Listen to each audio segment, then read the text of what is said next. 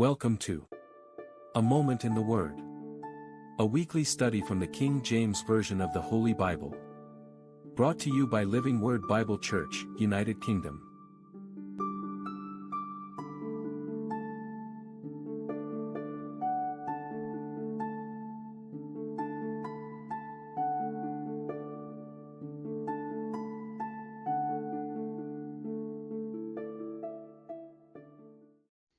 In this edition of A Moment in the Word, I want to look at what it means to be seasoned with salt.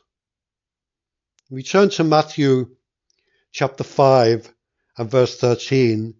We read, "Ye are the salt of the earth. But if the salt have lost his savour, wherewith shall it be salted? It is thenceforth good for nothing, but to be cast out, and to be trodden under foot of men." So we see the good side of salt, and we see what happens when salt becomes tasteless, useless. You think of the grit that is thrown on the streets by the vehicles in winter to break up the ice so that cars don't skid, and maybe that we don't slip ourselves and hurt ourselves. I mean, around here where I live, and I'm sure in many other places, there are these yellow, I don't know how you'd call them, little compartments built by the walls of some walls of streets, and you can scoop out the salt. It's usually called salt, but it's grit, which mixed with salt. But you wouldn't put that on your food because that wouldn't be good. Jesus said that you are the salt of the earth. And the useless salt is good for nothing except for one thing, and that is to throw on the ground so that people can trample over it. Salt is a preservative. In the ancient world, salt was essential for preserving food. I mean, today we use lots of other ways of preserving food, like vacuum packing something, tins. It's endless almost. But I remember, in fact, I'm sure they still do it. So many vegetables. There were vegetables that were preserved in salt brine, it was called, but it was actually a salty solution, and it was suspended in the. It's like those things in Britain we call them gherkins. I forget now if they come from zucchini, which we call over here. Oh, I've forgotten the name for it over here. Courgettes. Zucchini is courgettes in Britain, and these cucumber-looking type of things are suspended in salt. I didn't particularly like them. I preferred them in vinegar, because vinegar also is a preservative. So it's like maybe we would call them, some people would call them pickles. But anyway, they'd be pickled, but they'd be pickled in times past in salt. Salt was a commodity that was very precious. Roman soldiers were paid by salt, or with salt, I should say. But it was also a preservative. So Jesus uses the image of the salt. He says, "You are the salt of the earth. You are the salt of the earth." So the image that he's using is that his followers are meant to preserve the truth, righteousness, and true love in the world that is prone to decay. The world is prone to become, to use the word again, decay, putrid. To go like food would go off, go stale. Well, we're here to be like the salt. We're the salt of the earth. They don't like us very much, but we are still the salt of the earth. So salt keeps food from spoiling. And we are meant to be here to keep the world from spoiling by interjecting the truth, telling people the good news. Yes, even standing up and saying things that the world don't like to hear when they're going after their own moral decay. When social norms are so far from the things of God that somebody somewhere has got to stand up, but that somebody in somewhere is us in every place, in season and out of season. Christians are called to resist moral corruption and to uphold God's standards in every situation in life. That means we can't compromise. We can't mellow with age. We've got to increase. We've got to become more potent. We've got to be the stabilizing factor in this world. We are Christ representatives. To change the metaphor, we're the light of the world. The world is in darkness. We've got to shed the light. The only way that this world can be possibly lifted out of the moral corruption, decay that is all around us in every area of life is to be the Christians that God has called us to be, to speak up, to stand up, to step out and show that we are salty Christians. We're salt sellers. Not that we're selling salt, but we're like those things we have on our table, the pepper and salt. We're the salt, and we're meant to sprinkle that salt wherever we go, so that people know that we stand for true morality, biblical standards. Salt also is a flavor. It's a seasoning.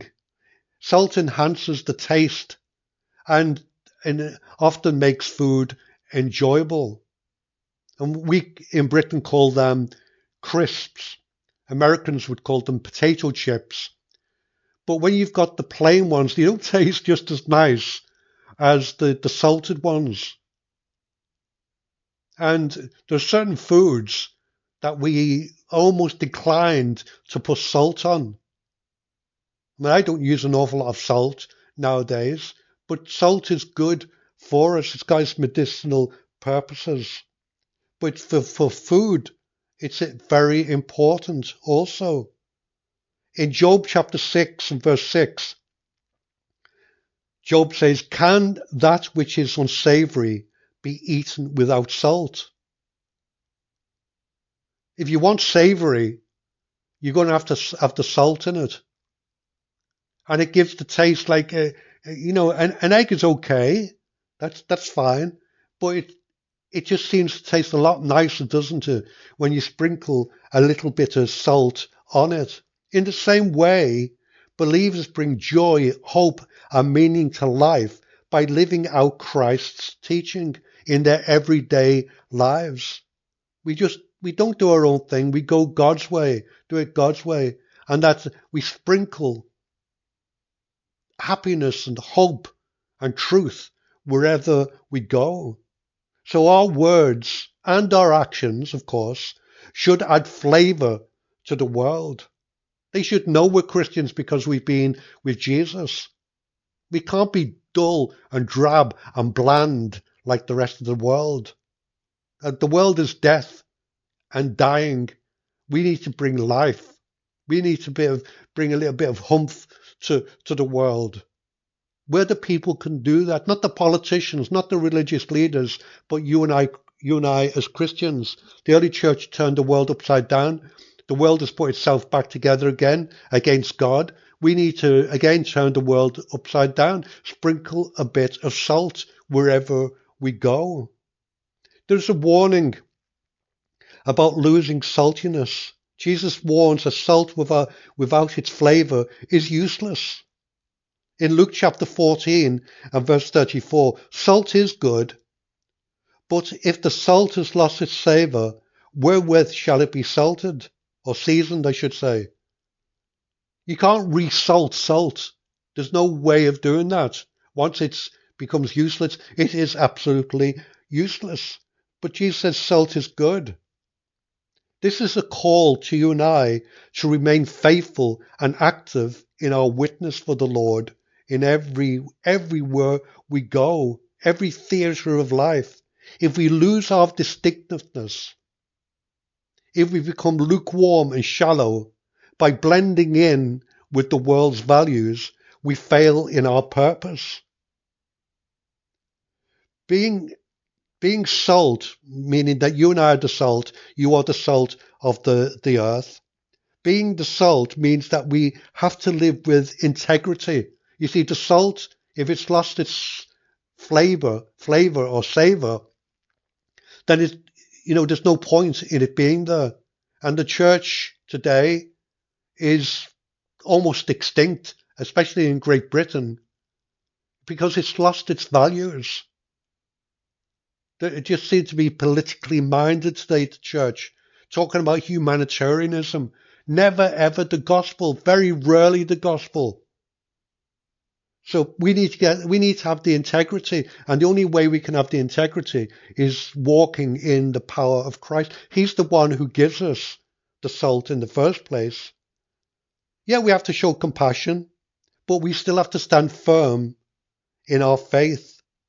It's not about perfection, but it's about consistency and constantly reflecting Christ in everyday choices, whether in kindness to a neighbor, honesty in work, or courage in standing for whatever is right. We are preserving God's truth, and we sprinkle God's truth by adding flavor to the lives of people around us. Salt acts quietly but powerfully. That's the way we are to act too. It's not a big drumload of salt thrown on a plate. I remember one Christmas dinner many years ago. We all were sitting around the Christmas dinner, and somebody must have just undone the top of the salt cellar because they wanted a little bit more salt. Well, I didn't know that. And my Christmas dinner, the turkey and all the thing, big Christmas dinner, and the whole jar of salt went all over my food. That was my Christmas dinner ruined. We had used everything up. Mine was ruined. So you don't do that. You don't throw loads on, but you sprinkle. The sprinkle is what is necessary. Maybe that's what the Lord is calling us to do, is sprinkle that salt wherever we go. It can't be quiet, but it is powerful. I should say, it does act quietly, but it is powerful. So in the same way, our influence may seem to be small and insignificant, yet it can transform hearts of people around us when we ourselves remain faithful to Christ, when we are salty Christians. Let me close with Colossians 4 and verse 6.